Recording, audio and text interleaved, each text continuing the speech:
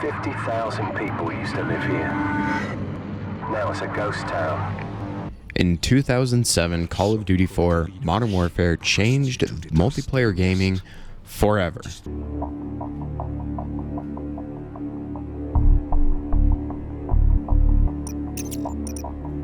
It introduced progression systems, modern combat, and a style of gameplay that would define an entire generation.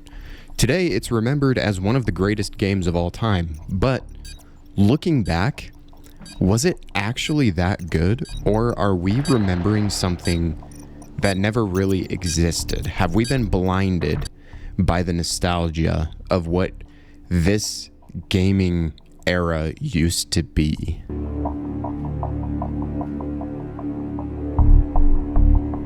For many of us, Call of Duty 4 wasn't just a game. It was an experience that was tied to a specific moment in our lifetime. The late nights, the after-school sessions, the early mornings when you shouldn't have been playing before school, and all of the early days of the online multiplayer created memories that are kind of difficult to separate from the game itself. But the nostalgia has a way of kind of smoothing out the imperfections and making things seem as they actually weren't. Moments that were frustrating at the time became part of what we remember very fondly. And let's be real, Call of Duty 4 had a lot of imperfections.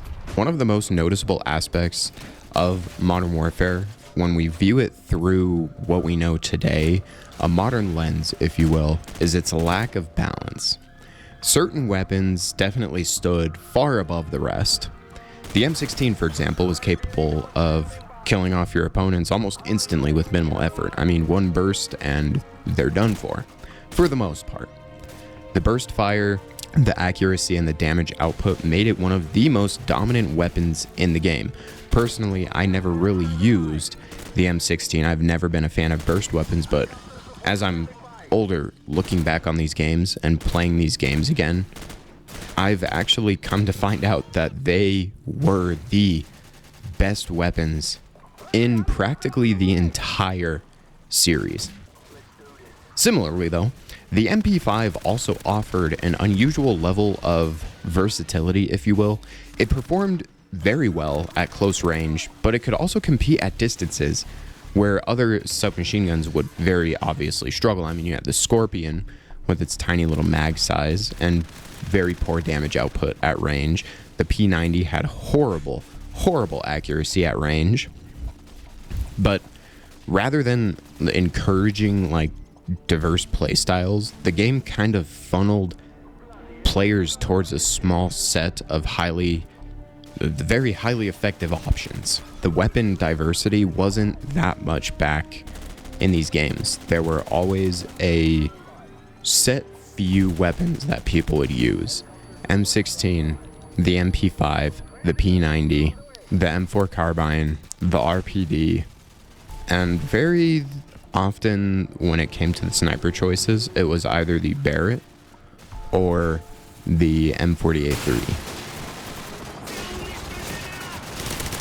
The balance in these modern Call of Duty games, it just simply was not the priority back in the day. Maybe it wasn't quite the understood concept as it is these days. You know, in the modern Call of Duties, there's always a fairly good balance on all of the weapons, all of the perks, and the playstyles are kind of just so diversified. You can practically turn any weapon in today's modern Call of Duty into a different weapon with all the upgrades, all of the attachments, etc.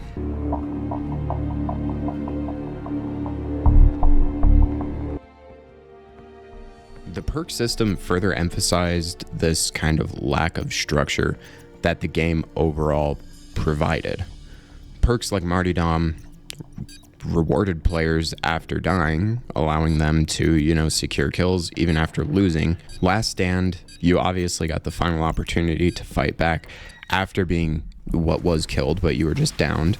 And often that kind of turned lost engagements into those victories for the players who got shit on in the first place. The more that I think about it, stopping power was less of a choice and more of a necessity. It provided a very significant damage increase. I only used stopping power as my secondary perk. As the second perk, it was always stopping power. I don't think I even remember a time when I wasn't using stopping power 100% of the time. On stopping power provided significant damage increase, effectively placing people who didn't use it at a very significant disadvantage. The system often kind of just reinforced a single optimal setup. But then again, you also have Juggernaut, and I've got some things to say about Juggernaut. It turned your one-hit sniper kills into a two-hit unless it was a headshot, and I will tell you something, even with stopping power equipped, Juggernaut was so OP. I have lost so many one-on-one gunfights to people who chronically use Juggernaut as opposed to stopping power, and oh boy, that was one of the most frustrating perks. That is one thing that I am extremely happy is now gone. But from a design perspective, it was inconsistent and it was practically completely unbalanced. But it was also fairly unpredictable. You know, you never knew who you were going to run into. It was totally unpredictable as well, which was what made it so special. Because you didn't know who you were getting into a fight with. You didn't know who you were joining the lobby with. You didn't know what kind of perks that person was running. Are they nooming it up and are they running Martyrdom? Are they running Last Stand? Last Stand was also equally just as annoying as Juggernaut, I would have to say. But you didn't know. There was this unpredictability to the game, and I think that that's what made it just so special. It was completely unbalanced, and half of the time it was completely unfair. But that's what added that little bit of special sauce to the perk system and just to this overall system of chaos. The unpredictability, the unbalanced feel that the game gave off was just, it was complete and total chaos.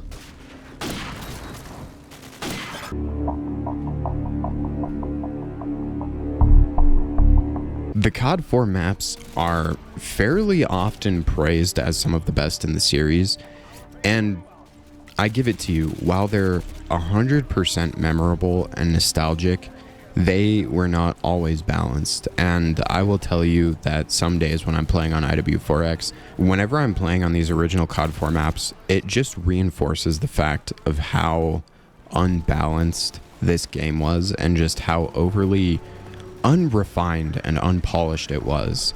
The maps were not balanced. They were, yes, absolutely memorable, but they were 100% not balanced. Like, let's take Shipment, for example. Shipment is one of the most notable maps in the Call of Duty franchise. And to think that it's almost been an entire 20 years since Shipment made its grand debut is just crazy. However, Shipment was definitely defined by the constant spawn deaths and just the overwhelming amount of chaos that happened in that map, just all the time.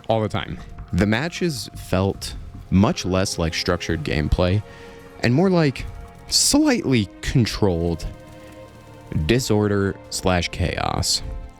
Crossfire definitely favored the long-range weapons. You know, you have like the M4s, the snipers. Majority of the time when I was playing Crossfire back in the day, I would always search for the absolute best head glitches and the best sniper spots because everybody was sniping. Majority of the people playing Crossfire were sniping, and that's just the way that the map was made. It turned just the entirety of the map into sniper-dominated zones, and if you weren't sniping, then you were the underdog. I mean, that's just how it is, because the snipers had basically just the entire map under control. You could practically see the entire map from almost every single sniper spot. And let's not forget that absolutely incredible glitch that you could get into with a little bit of an RPG jump. I know some of you guys remember the RPG jumps. Crash introduced kind of this verticality aspect to the maps and kind of just unpredictable engagements, which really created a wide range of encounters, but not always fair ones. Crash, if you don't remember, it had a lot of verticality to it, right? And now what I mean by verticality is the gunfights weren't necessarily just happening on the ground, and there weren't large portions of the map that were dedicated to ground warfare, in a sense. There were a lot of buildings that you could get into, that you could hide in corners, you could camp windows. These windows had kind of the sights on the 3 different lanes per map. And we know that Call of Duty maps typically stick to that structure of you have the center lane and you have the 2 side lanes. And that's kind of the general premise of how Call of Duty maps are made. Crash kind of just took that and said, well, let's bring people above the ground for majority of it and see what happens. The maps weren't really carefully tuned for competitive environments, obviously. It was ultimately just like anything could happen at any point, and that unpredictability became part of the core identity of Call of Duty 4. And just the maps in general. The maps are so memorable. Not because they were perfect, but because it was just the start of something great. They were not fine-tuned by any means. And that's what made them great.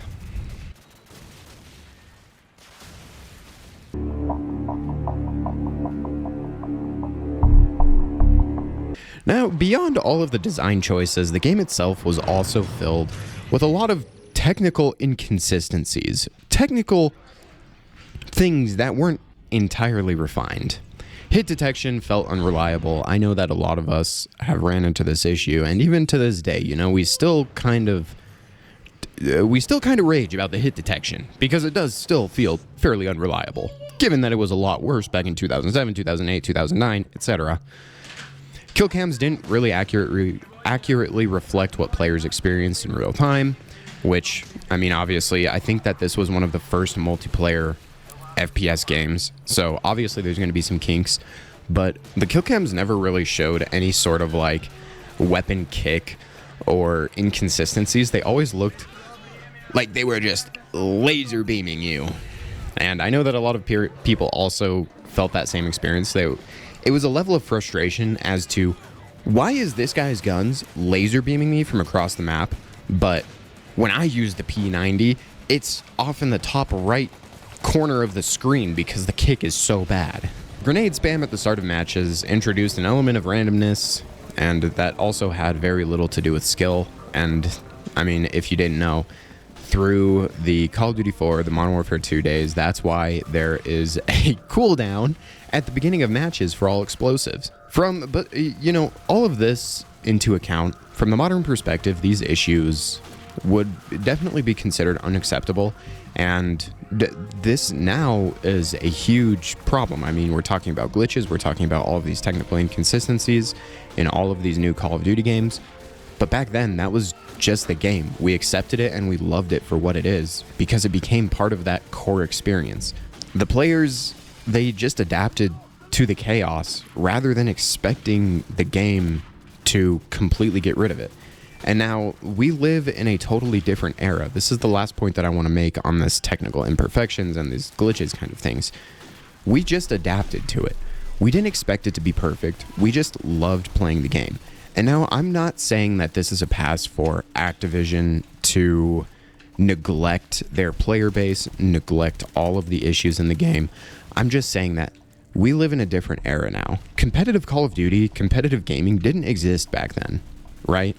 That whole let's just play the game and have a good time, that entire mindset is just gone.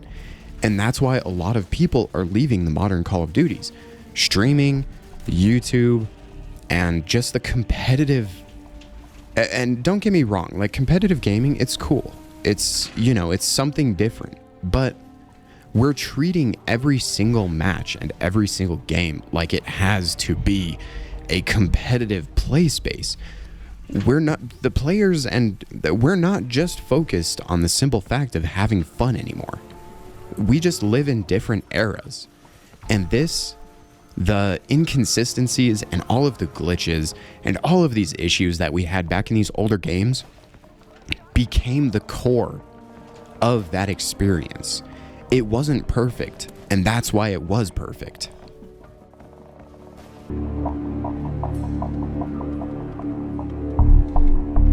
This is where the perception of Call of Duty 4 begins to shift.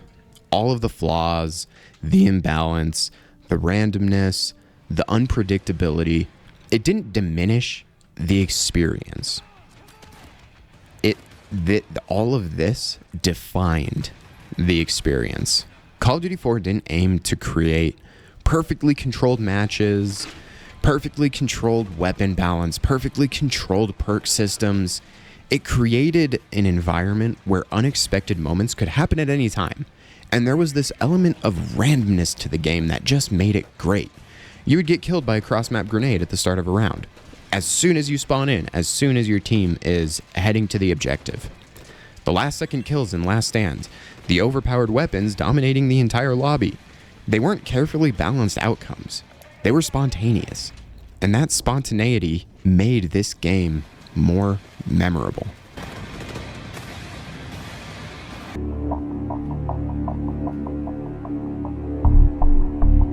All of the modern Call of Duty titles, as I mentioned in the previous section, they take a very different approach.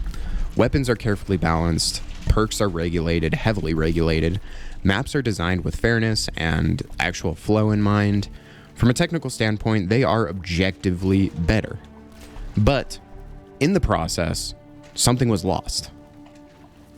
When every system is refined and controlled, the unexpected becomes less common. And without those unexpected moments, the experience can feel less memorable. Something in these new games was lost. And that something that was lost is the soul, the experience, the fun aspect, the shit talking to other players. Gaming just isn't what it used to be back in this CoD4 era.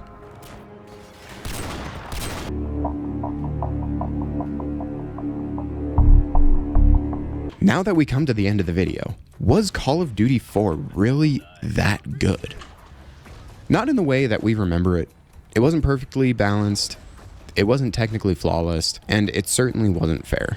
But it didn't need to be, because what it offered wasn't something harder to design, it wasn't perfection that they were promising, it was unpredictability, memorable moments, and that kind of chaos that modern games don't really allow.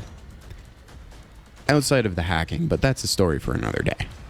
And that might be why it's still remembered the way that it is. That might be why this era of gaming and why the Call of Duty 4 game is so romanticized in all of these modern day Call of Duties and just games in general. Because it's not what it used to be. But I want to hear from you guys. What do you think? Was Call of Duty 4 actually great? Or was it just unforgettable? Let me know in the comments below. I want to hear your perspective. And I want to strike up a conversation. You guys aren't supposed to just take my perspective on this. I want to hear what you guys think. So, with that all being said, if you stuck around to the end of the video, thank you so much for watching. Drop a comment below to let me know what you think about Call of Duty 4. And ladies and gentlemen, I will see you all in the next video. Bye-bye.